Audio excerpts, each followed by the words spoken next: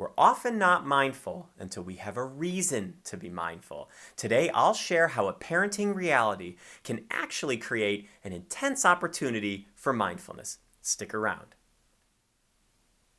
So the other day, a task that normally takes me about 30 seconds of mindless movement actually took me about 10 minutes of painstaking precision.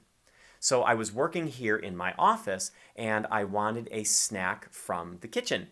So the problem was that my toddler had just fallen asleep in the next room, a fact that I didn't know until I was out of my office and halfway down the hall. So what transpired in the next 10 minutes was a very mindful journey to the kitchen as I crept down the hall and opened a gate that was suddenly very squeaky, and then crept down the stairs, two of which were suddenly hollow and creaky.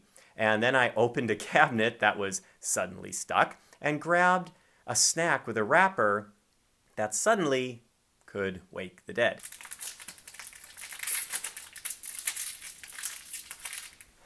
Then I had to work my way back through that gauntlet until finally sitting back down in my office chair, but I had to sit down carefully because the chair was suddenly a very noisy chair.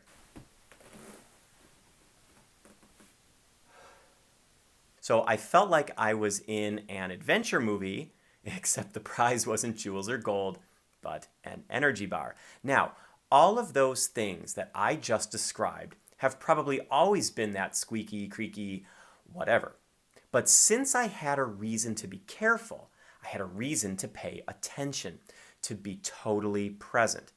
So after that kitchen quest, I can tell you I felt different.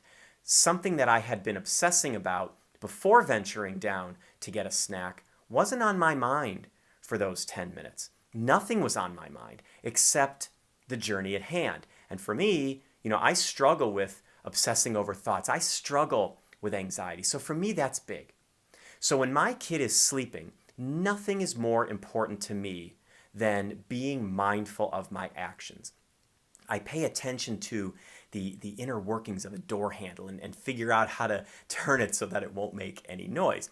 I close doors with a care normally reserved for building a house of cards, and I monitor the tone of my voice as if I'm in a library. I make sure that everything I do when my daughter is sleeping has a reason that I've carefully considered and weighed right in the moment.